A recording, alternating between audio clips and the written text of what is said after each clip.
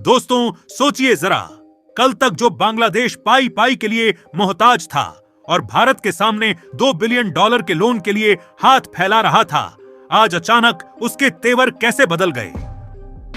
क्या आपको पता है कि सुंदरवन के सेंसिटिव इलाके के पास क्रिक्स नदी के बॉर्डर पर भारत अपनी सिक्योरिटी के लिए जो 90 किलोमीटर लंबी कटीली तारों की फेंसिंग लगा रहा था, उसे बांग्लादेश ने रातों रात अपनी हरकतों से रुकवा दिया है। लेकिन वो शायद ये बात भूल गए कि दिल्ली की गद्दी पर इस वक्त कौन बैठा है। जैसे ही इस हरकत की खबर नई दिल्ली पहुंची, बिना कोई टाइम वेस्ट किए होम मिनिस्टर अमित शाह खुद सीधा बॉर्डर के एकदम फ्रंट लाइन पर पहुंच गए। इस पूरे इंटरनेशनल गेम की शुरुआत तब हुई जब चीन ने बांग्लादेश के ऊपर अपना $2 बिलियन का पुराना लोन चुकाने का भारी प्रेशर बनाया। अपनी इकोनॉमी को कंगाली से बचाने के लिए बांग्लादेश ने तुरंत भारत के आगे हाथ फैलाया। भारत मदद के लिए रेडी तो हो गया, लेकिन अपनी नेशनल सिक्योरिटी को सबसे ऊपर रखते हुए नई दिल्ली ने इसके बदले में सिलीगुड़ी कॉरिडोर यानी चिकन नेक को चौड़ा करने और वहां अपनी स्ट्रेटेजिक पहुंच बनाने की एक बहुत बड़ी शर्त रख दी।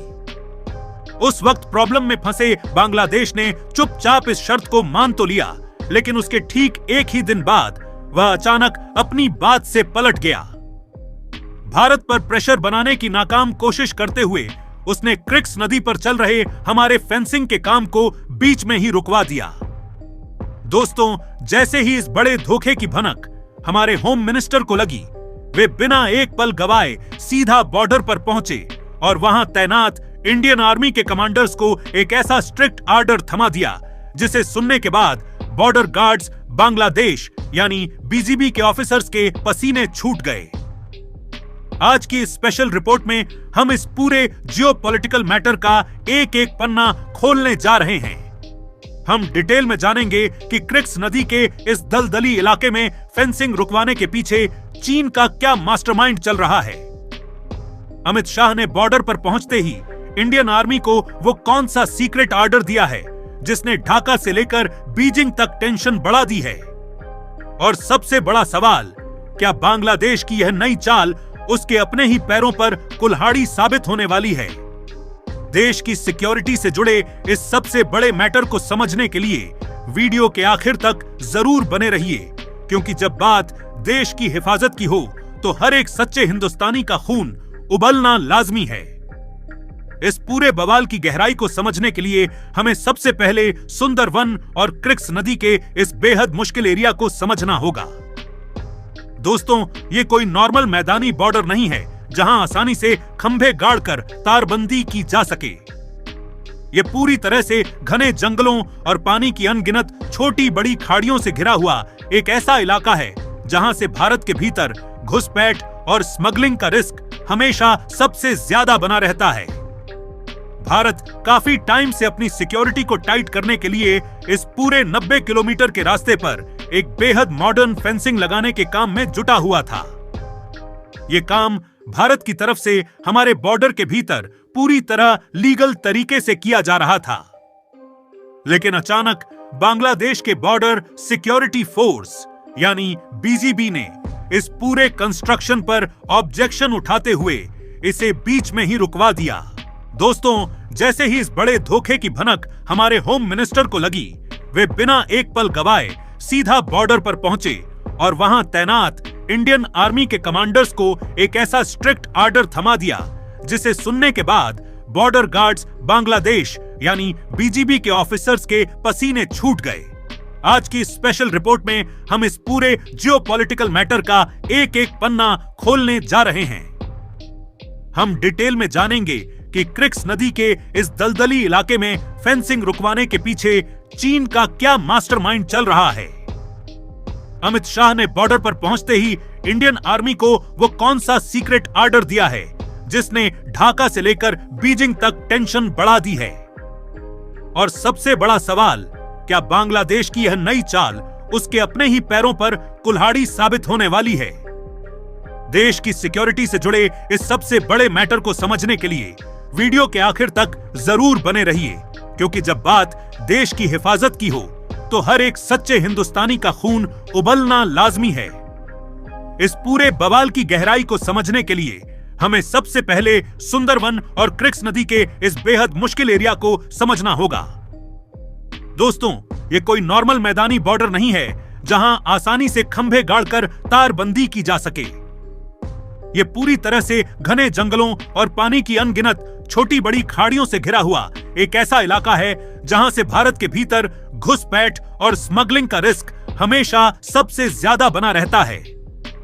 भारत काफी टाइम से अपनी सिक्योरिटी को टाइट करने के लिए इस पूरे 90 किलोमीटर के रास्ते पर एक बेहद मॉडर्न फेंसिंग लगाने के काम में जुटा हुआ था। यह काम भारत की तरफ से हमारे बॉर्डर के भीतर पूरी तरह लीगल तरीके से किया जा रहा था। लेकिन अचानक बांग्लादेश के बॉर्डर सिक्योरिटी फोर्स यानी बीजीबी ने इस पूरे कंस्ट्रक्शन पर ऑब्जेक्शन उठाते हुए इसे बीच में ही रुकवा दिया। ढाका की तरफ से यह बहाना दिया गया कि इंटरनेशनल रूल्स के हिसाब से इस तरह के सेंसिटिव पानी वाले एरिया में बिना आपसी रजामंदी के कोई भी पक्का स्ट्रक्चर नहीं खड़ा किया जा सकता। लेकिन क्या आपको पता है कि यह तो सिर्फ दुनिया को दिखाने के लिए एक नाटक था। इस रुकावट के पीछे का असली डिजाइन और डिप्लोमेटिक साजिश कुछ और ही थी, जिसके तार सीधा चीन से जुड़े हुए थे। असल में यह पूरा गेम उस समय शुरू हुआ जब बांग्लादेश की इकॉनमी चीनी कर्ज के भारी बोझ के नीचे पूरी तरह दब गई। बीजिंग ने अपने $2 बिलियन के पुराने पैसे वसूलने के लिए ढाका पर हर तरफ से प्रेशर बनाना शुरू कर दिया था।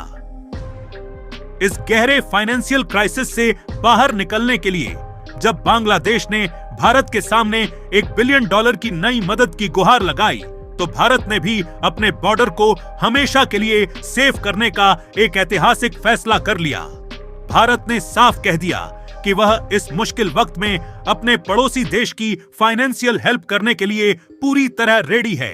लेकिन इसके बदले में भारत को अपने सबसे सेंसिटिव हिस्से यानी सिलीगुड़ी कॉरिडोर, चिकन नेक के आसपास सिक्योरिटी इंफ्रास्ट्रक्चर को मजबूत करने और कॉरिडोर को चौड़ा करने का पूरा एक्सेस चाहिए। जब टेबल पर भारत ने यह सख्त शर्त रखी, तो बांग्लादेश की नई सरकार के पास उस समय हां बोलने के अलावा कोई दूसरा ऑप्शन नहीं था। लेकिन दोस्तों, सोचिए जरा, जैसे ही यह खबर बीजिंग पहुंची, चीन के खेमे में भारी हड़कंप मच गया। चीन को यह साफ दिखने लगा कि अगर भारत ने चिकन नेक पर अपनी पावर और मजबूत कर ली, तो नॉर्थ ईस्ट में चीन का पूरा मिलिट्री गेम प्लान ही हमेशा के लिए खत्म हो जाएगा। इसी वजह से चीन ने तुरंत बांग्लादेश के सिस्टम में बैठे भारत विरोधी लोगों का इस्तेमाल किया और भारत पर पलटवार करने के लिए एक नई चाल चली। भारत को बातचीत की मेज पर कमजोर करने और प्रेशर बनाने के लिए बांग्लादेश ने अगले ही दिन यू टर्न ले लिया और सुंदरवन की इस बेहद सेंसिटिव 90 किलोमीटर की फेंसिंग के काम को जबरदस्ती रुकवा दिया। बॉर्डर पर खींची ये कटीली तारों की फेंसिंग सिर्फ एक लोहे की दीवार नहीं है, बल्कि हमारे देश की सिक्योरिटी और करोड़ों हिंदुस्तानियों का प्राइड है, जिसे आज चीन के इशारे पर रोकने की कोशिश की जा रही है। अगर आपका दिल भी इस समय देश के लिए धड़क रहा है और आपको हमारी आर्मी की पावर पर पूरा भरोसा है, तो इस वीडियो को अभी एक लाइक देकर देश की इस आवाज को सपोर्ट कीजिए। बांग्लादेश को शायद यह गलतफहमी थी कि सुंदरवन में फेंसिंग का काम रुकवाकर वे नई दिल्ली को नेगोशिएशन टेबल पर बैकफुट पर ले आएंगे, लेकिन वे यह भूल गए कि आज का भारत किसी भी डिप्लोमेटिक प्रेशर के आगे झुकना तो दूर, आंख में आंख डालकर जवाब देना जानता है।